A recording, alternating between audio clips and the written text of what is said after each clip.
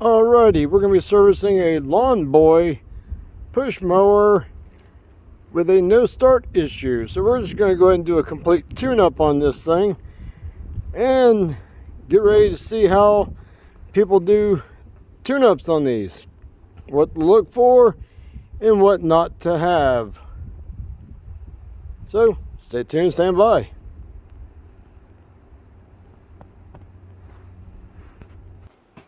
Alright, with summer approaching fast, most people are going to get their push mowers out and they're going to try to start it, and that's all they're going to get. No matter how much they try, it just will not start. So we're going to go ahead and tackle this issue and give this a complete service.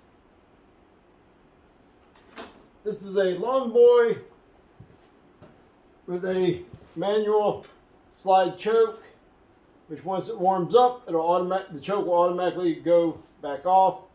So we're gonna check it out and go ahead and service it. First and foremost, you always want to check and clean your air filter. Your engine is like a human. It needs to be able to breathe. When it's full like this, when your air filter is full like this, it just can't breathe. So that's the first thing that has to go.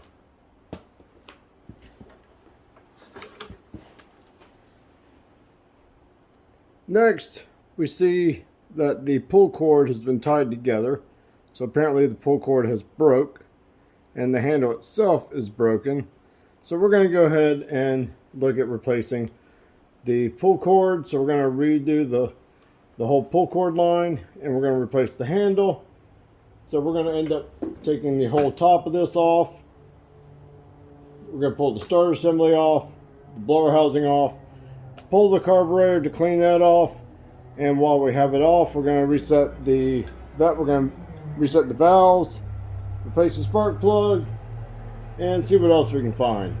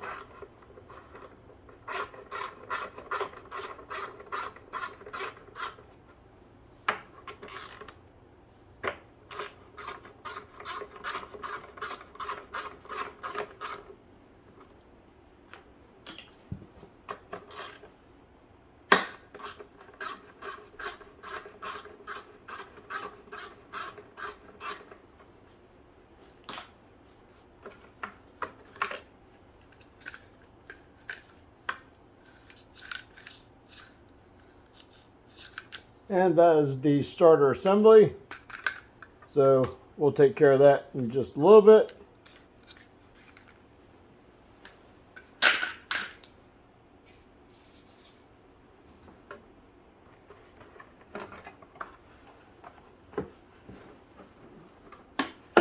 Blower housing's off.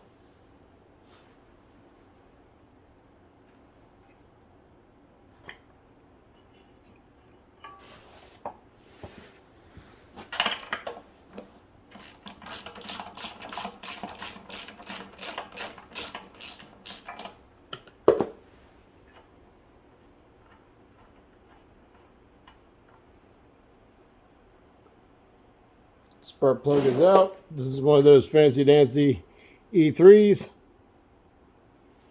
This has the electrode that can supposedly spark two different places it's supposed to improve the sparks. If you believe that, spark is just a spark, but a lot of people will spend a lot more money for these type of spark plugs. Now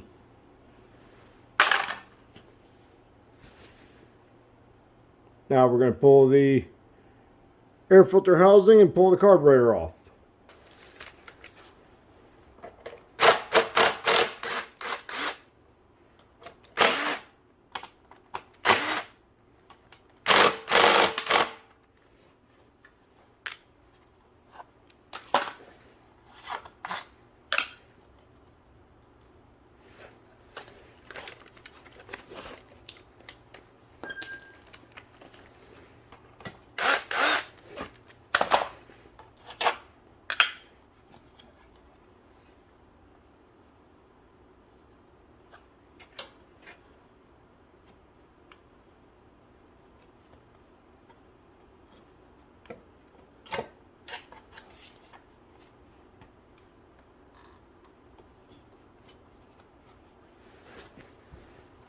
Right behind the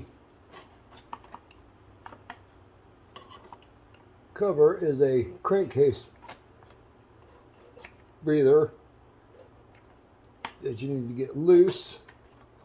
Usually has a death grip on it. Grabs on right here. This is it right here.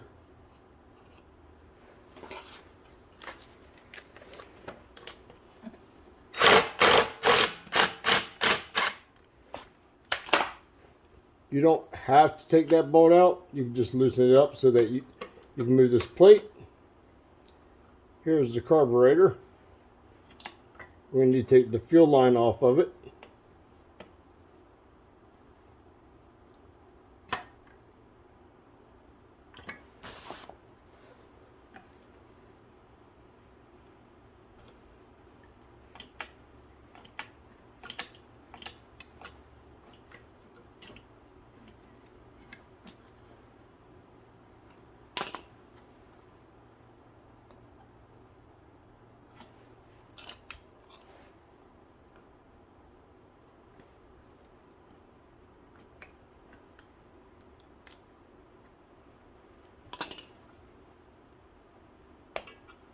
There we go, fuel line's off.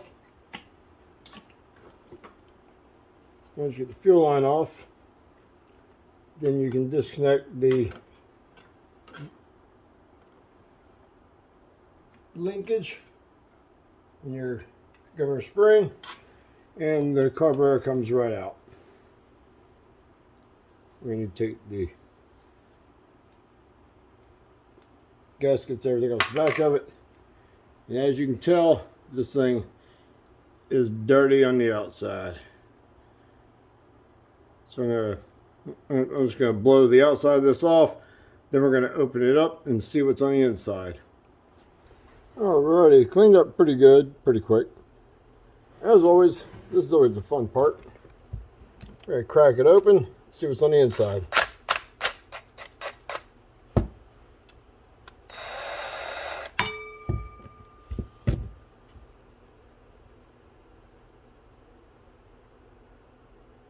So far, there is lots of water. I'm not sure if you can see that in the camera or not, but it's all graping together. There is plenty of water inside of here.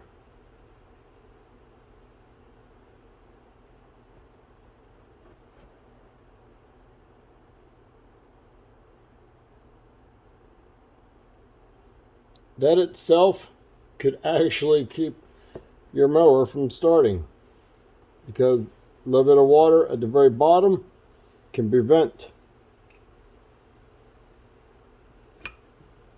your mower from firing off.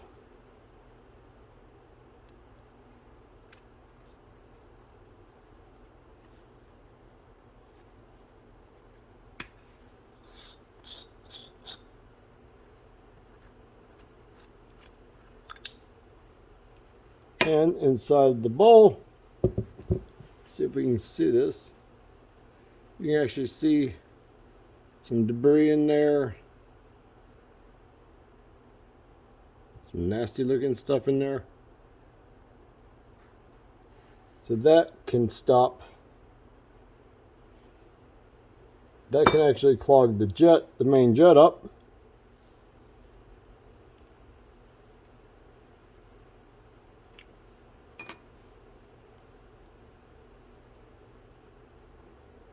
The needle looks pretty good.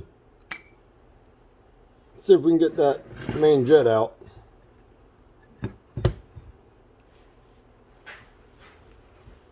We're going to use the jet removal tool. Wow, it actually came loose pretty simple, pretty easily. So, I'll pull this out.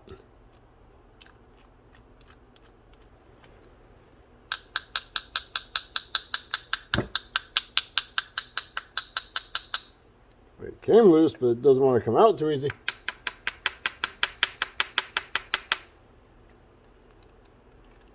Okay, this might take a second.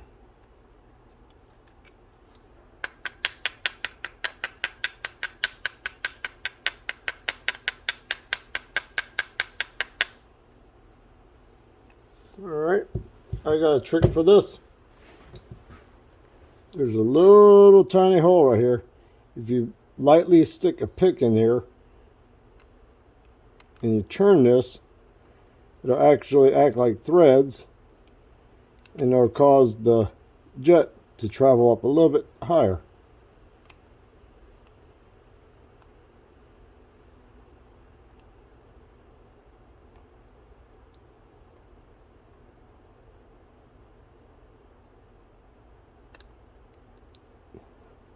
Voila.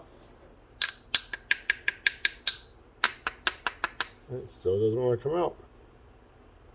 But we will win. There we go. Main jet is out. And let's see.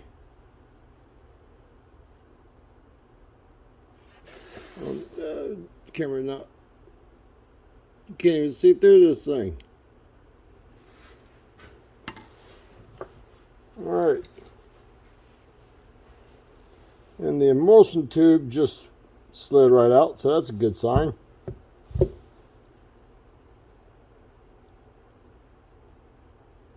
And most of the holes, let's see if I can get you. You can see the holes. There's little tiny holes right there. So I can get the pick on here to show you. There's right at the tip of the pick, there's little tiny holes. You gotta make sure these little tiny holes are clear.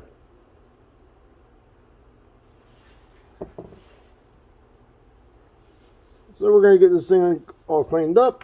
There's one more screw I need to remove, which is right here, which is just a screw. But it'll help pulling it out just for cleaning purposes. So let me grab my screwdriver. Alrighty, so we're going to pull that one out.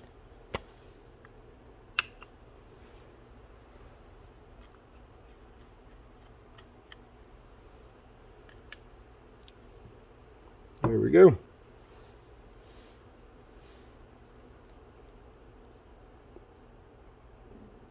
So I'm gonna drop this into the hot tank, into the ultrasonic cleaner, and just let it clean it some.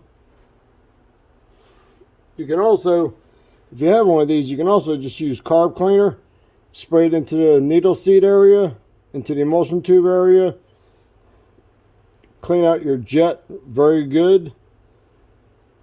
You might actually need to use like something as small as like a sewing needle just to unclog if there is a clog. And you can do the same with the little holes in the emulsion tube. If you get your starting or your brake cleaner or carb cleaner, brake cleaner, whatever, and you spray it backwards into your emulsion tube, it usually can clear itself right out. That usually works pretty good.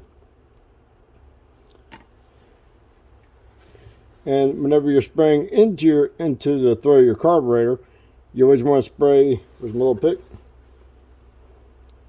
through, but usually your low idle circuit. I'm going to spray down through there, and a lot of times you'll see there's little holes. That's definitely, you won't be able to see it on camera. There's usually one or two little holes over here, and when you spray through here, you'll see it shut. You'll see it shoot across here. That's how you know you have it cleared. So we're going to drop this in the tank, let it clean itself a little bit, then we're going to reassemble this. Till then, we're going to set the valves on the mower. Alright, now we're going to pull off the valve cover, which is this part right here.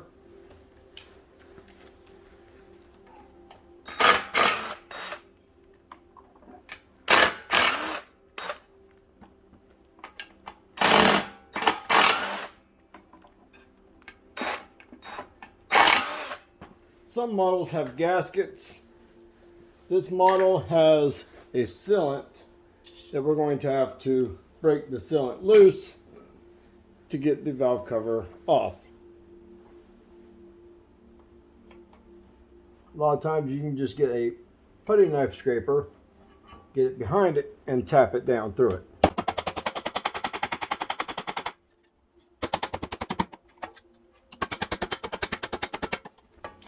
It is some strong sealant that they use.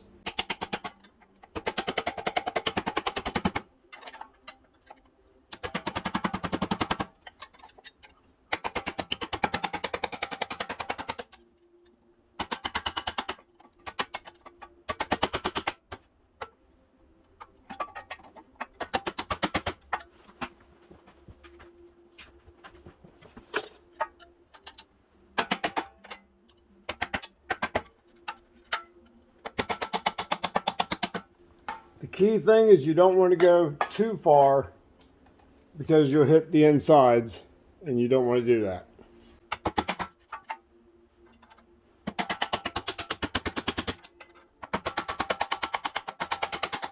And I just broke this one. Once you get an opening in there, then you can use something more heftier like a screwdriver to start opening it up.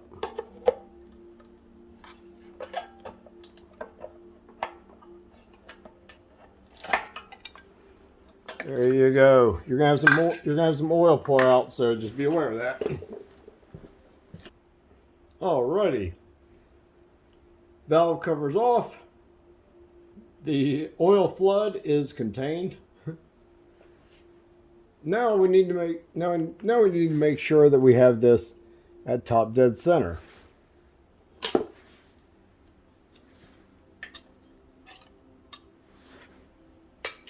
Two ways we can do that is to either A, get an object,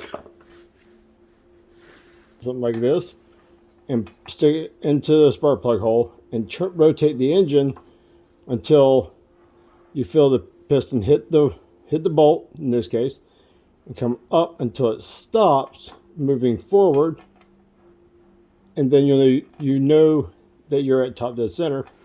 Or on a lot of these have timing marks. They're kind of hard to see, but they have timing marks to let you know when you are at top dead center. And you always want to set your top dead center after your intake stroke. So when your intake valve goes in and comes back out, that's when you want to be at top dead center. Alrighty, the gap on this particular engine is 4 to 6 thousandths.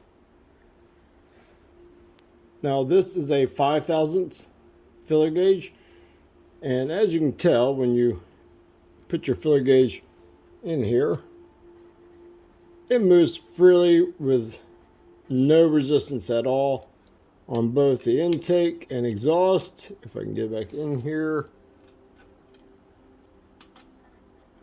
there we go. There is no resistance at all. You should have some resistance in here.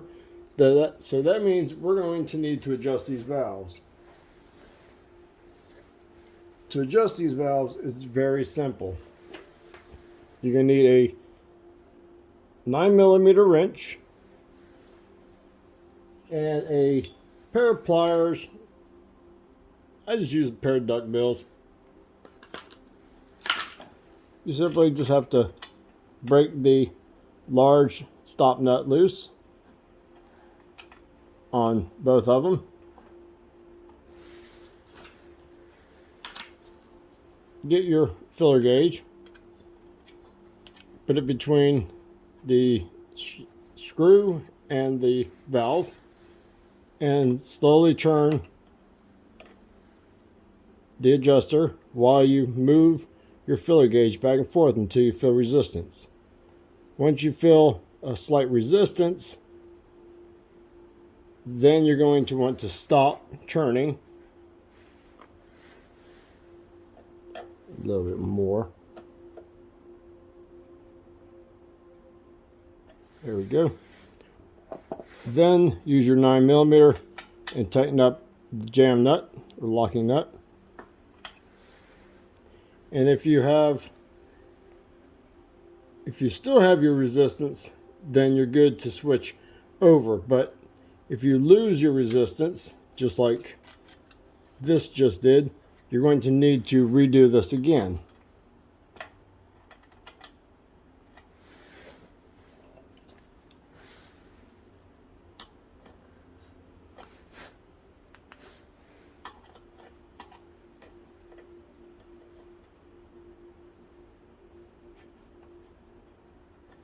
So I've got resistance.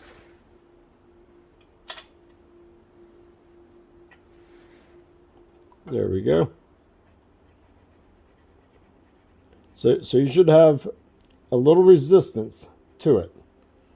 So the exhaust is done.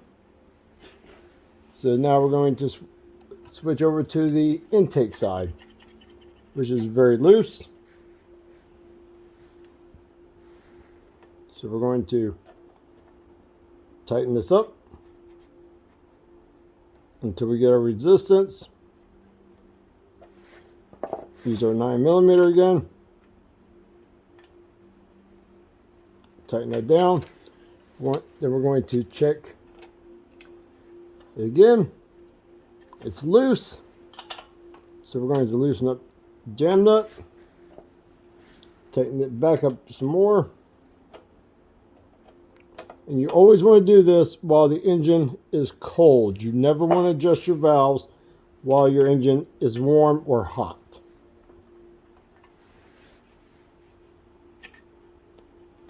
Now that's a little too tight there. So a lot of times when it's too tight, when you break your nut loose, you can turn it by sometimes you can turn it by hand, but in this case, just give it a little bit of a churn backwards, tighten it back up,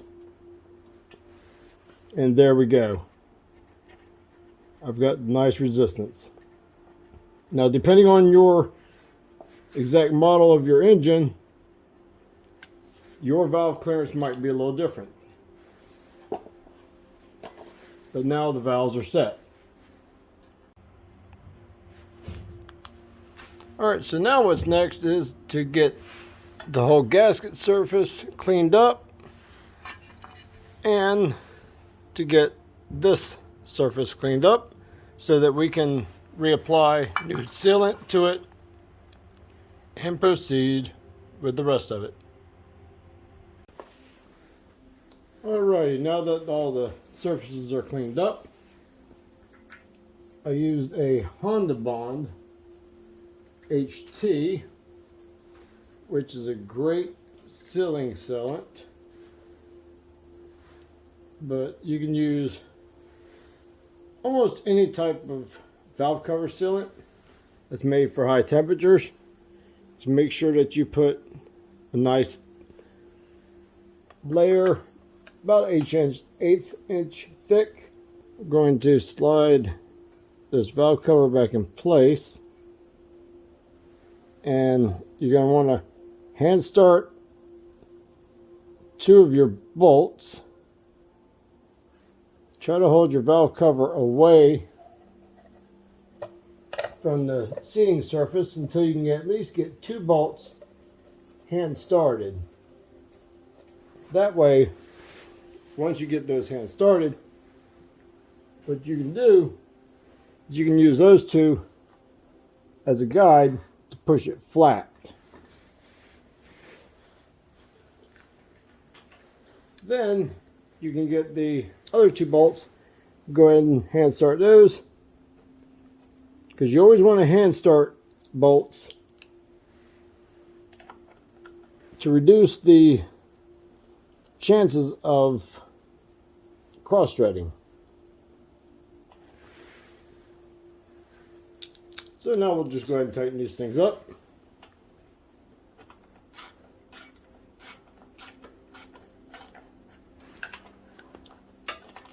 What I do is I tighten them up till they just touch, then I move to the next bolt, but I do it as a crisscross pattern. It allows the sealant to squish down and self-level itself.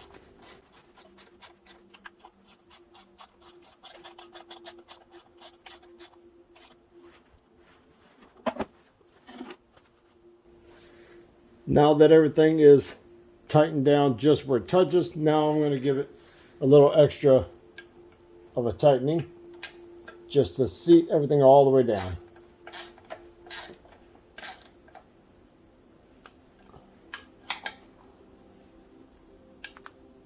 Turn my little headlamp on.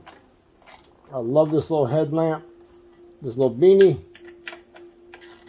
If you do any kind of work, you should get one of these beanies. I'll leave it in the description below if you'd like to get one. These things are so handy. There we go. Valves are complete. Now let's check on the carburetor. Alrighty, now that the parts are all cleaned up, now we're going to reassemble this. Same as taking it out. We're going to put the emulsion tube in first. We're going to make sure that the main jet is clear.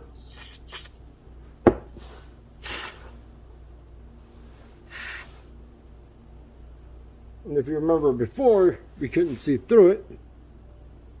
This time, let's see if we can get you in focus here. Now you can see right through that. So now fuel should be able to get through this.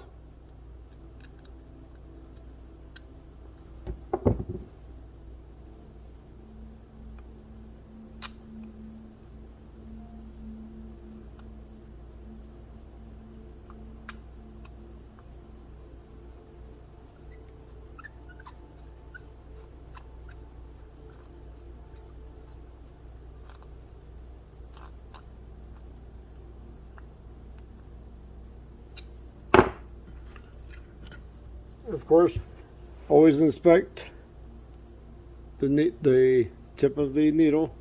Make sure there's no worn parts. We're just going to slide it back onto the float. Drop the float. Whoop. Gotta hang it back on there again. Drop the float. And the needle right inside the hole there.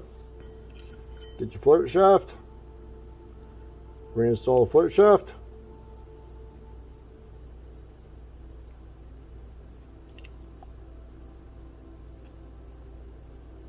like so. Get your bowl, reinstall your bowl. You usually want your drain to be opposite of your fill.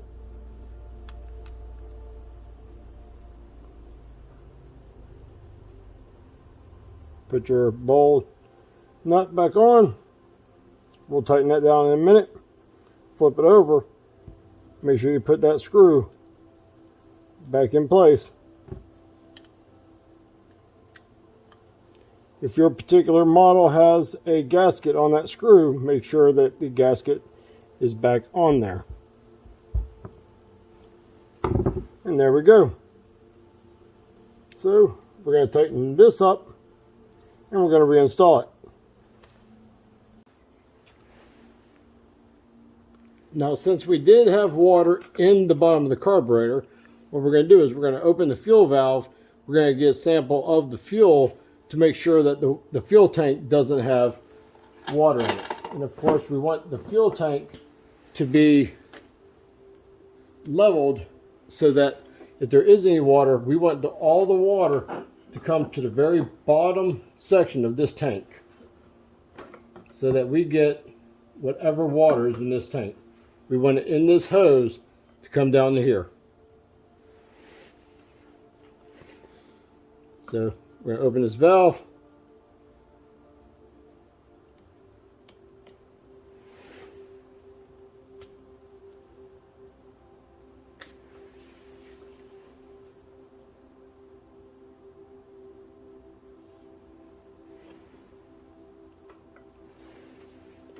By doing that, we're accomplishing two things.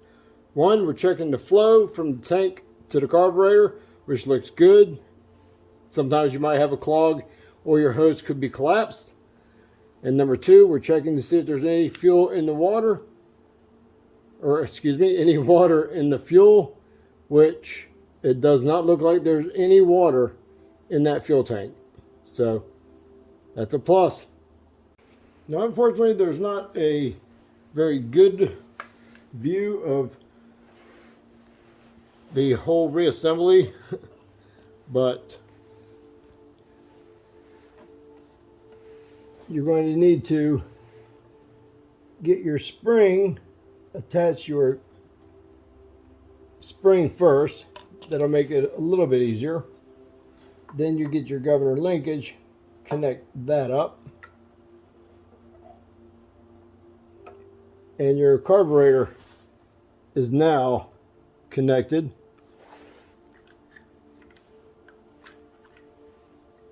Your stack, your gasket, your heat shield, and your back plate, you're going to have to try to keep those all together.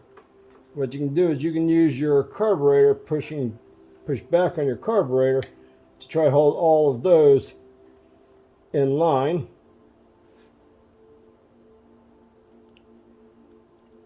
Then there's a gasket that goes in front of your carburetor. As you're going to need to get that lined up. This is where all the tricky parts come in. Once you get that, get a bolt.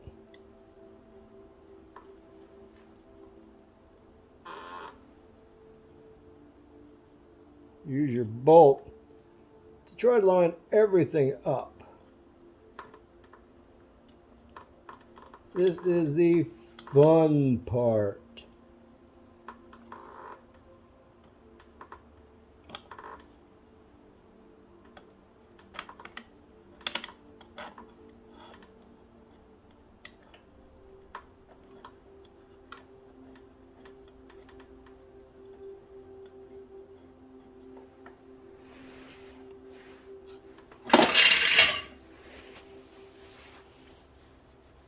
All right, you'll notice how the gasket dropped down. That's not a big deal because we have another bolt. You can easily just swing that gasket back up, put your other bolt through here, and align everything all the way through.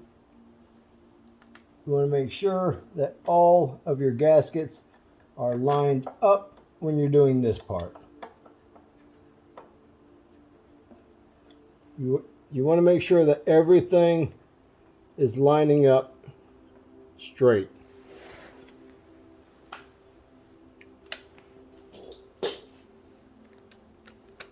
Then you're going to want to tighten this bolt back down. What that'll do, that will help hold your carburetor in this whole assembly. It's not going to hold it 100%, but it will hold it together some. You have a little choke arm right here. You want to make sure that your choke your choke lever is on this side of this. We're not worried about the fuel line as of yet. We will connect that up in just a second. Right now, we're just making sure everything is lining up. As you can tell, the carburetor is still loose. We're just making sure everything is lined up.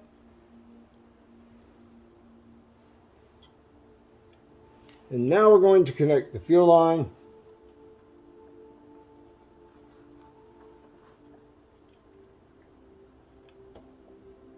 Fuel line is connected. Now comes the fun part. We need to get this back on here, but we have to pull these bolts out, which means you have to hold this whole assembly up here and nothing can drop. Then you have to connect this hose to the back. So this is where you pull these bolts back out.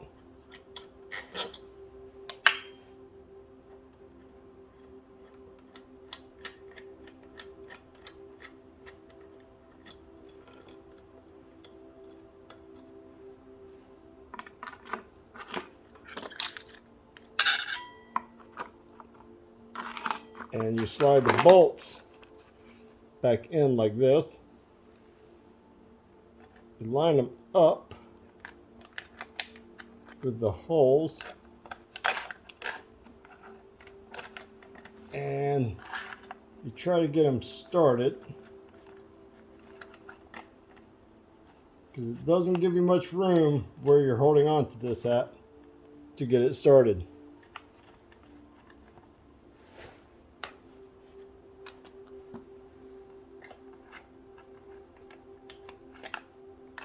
And again, you want to hand start these every time.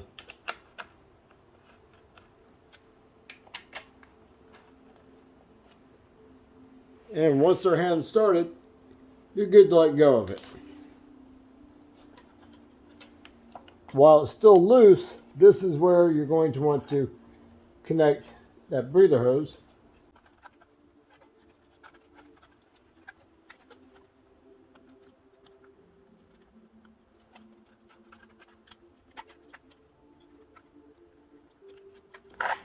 There we go. Now you can finish running these up some.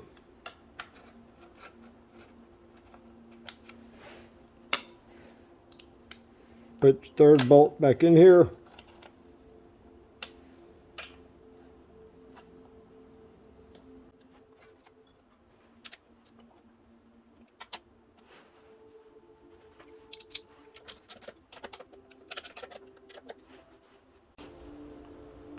And if everything has went according to plan,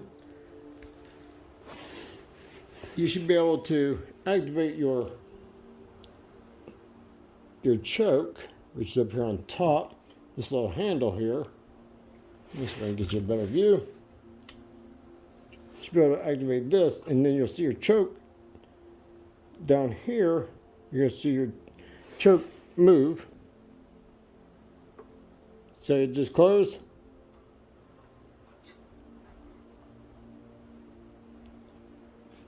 So now the engine is ready to start as far as the carburetor goes. I'm not sure what's leading people to install these type of spark plugs, but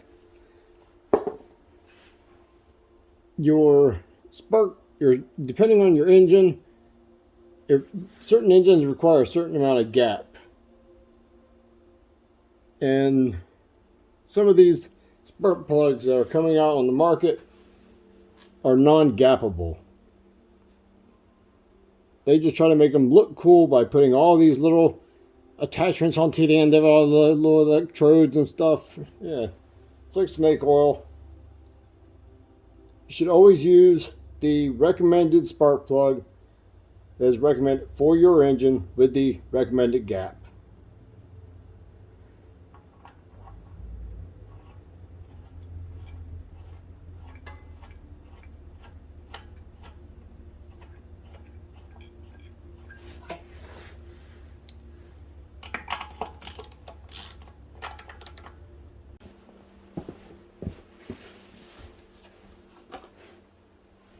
Alright, so now we're just going to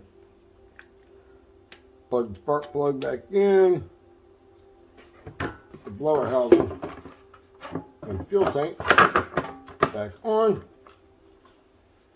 Now for the starter, we're going to go ahead and restring the starter because it has a break in it and the handle's broke.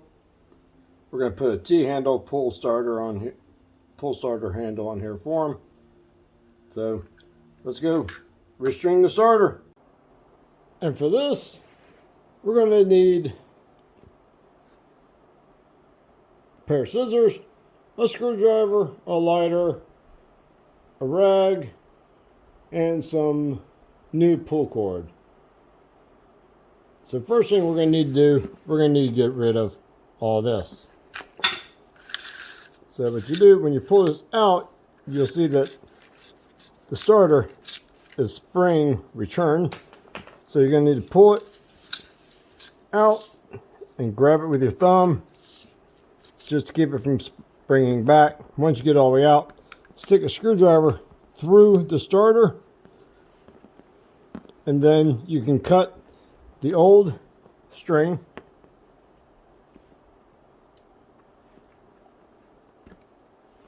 Once that's cut, you can pull what's left of it on the inside out, and you can get rid of all this because we don't need any of this no more. And what you're going to do is you're going to get a new starter cord, and the ends of it is normally frayed out. This is where your rag and your lighter comes in handy. You can use your lighter, just melt the ends of it. As soon as it starts taking off, blow it out, and just slide it right through the rag. And it normally makes a nice little piece like this. We're going to do that to both of the ends.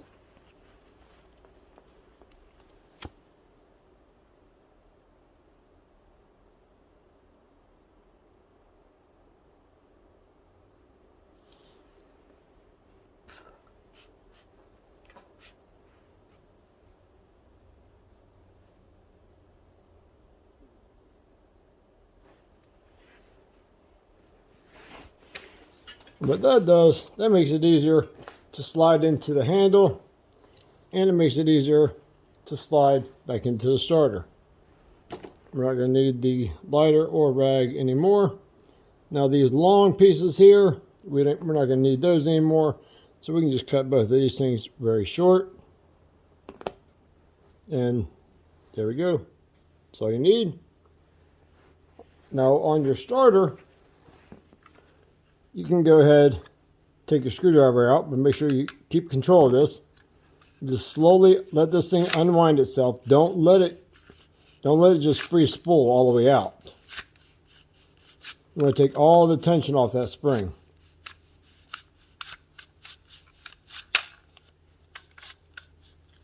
And then once all tension's off the spring, you're going to want to rewind this back up 5 revolutions. But you're going to want to find where your string is going to end at, your starter cord. You're going to want to go from there to there 5 revolutions. And you start when this gets here. So starting from there, you go 1, 2, 3, 4,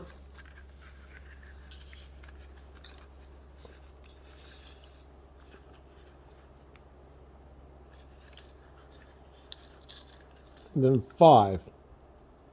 You can see how we're lined almost up, straight across. Once you get there, you're going to put your screwdriver back in here again so it holds all that tension. Then you can get your starter cord. You can tie an ordinary little knot at the end of it.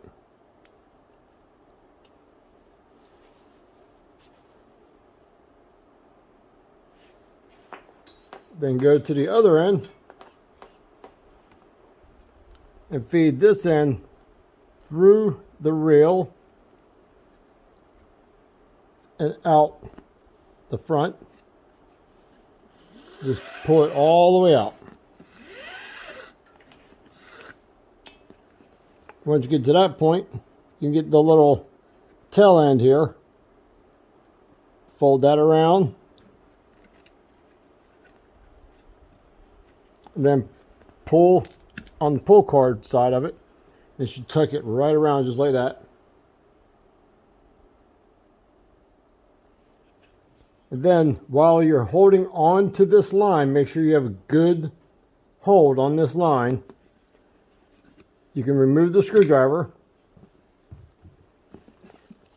and just keep control of the line and just let the reel take your line back in.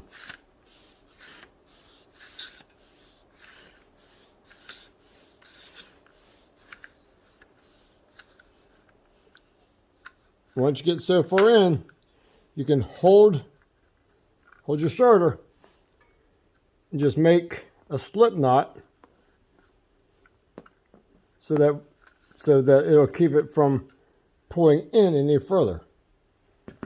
And this is where you can attach the new handle. If you're using your old handle, you can put your old handle on here. We are installing a new handle, a T handle on here, and now you can just put another knot in here. The same thing. Just put your knot into the handle, pull your extra. When you're ready, you can just pull your slip knot and you're ready to go. This mower has a long grip handle, so that's why this one has the extra line on the outside. If your starter starts from the handle, then your starter would come all the way back here like this. So we're going to get this remounted back up, and we should be ready to test start the lawnmower. But we still have one more item to do.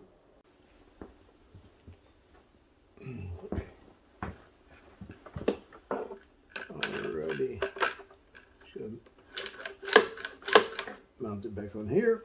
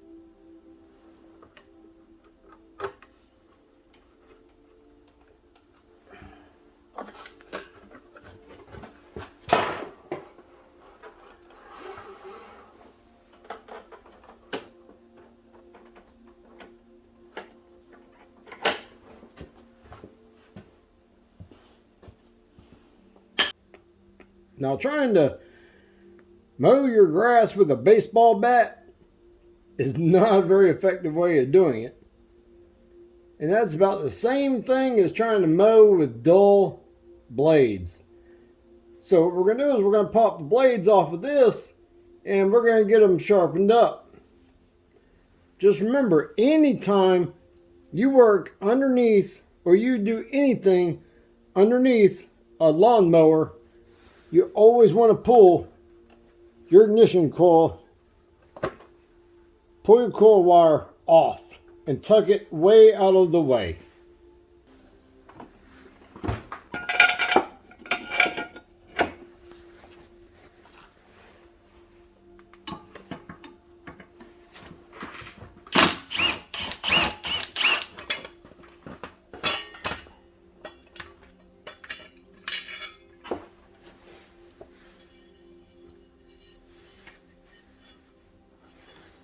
Like I said, trying to cut grass with a baseball bat.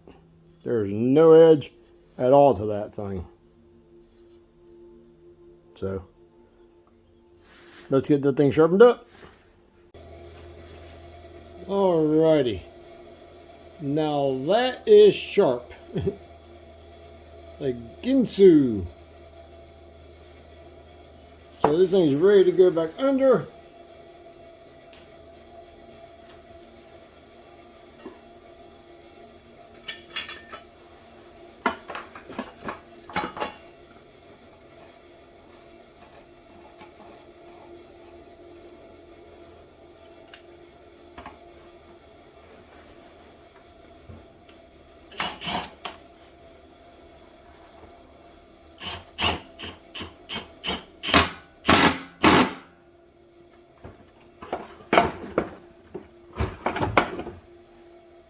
Alrighty.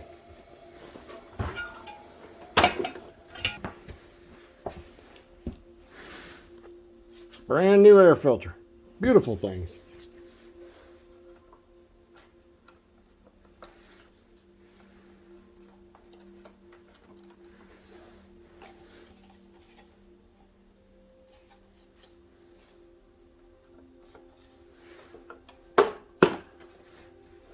Now you can reconnect your ignition coil or spark plug wire, and we should be ready to go. So let's take this outside and see what happens.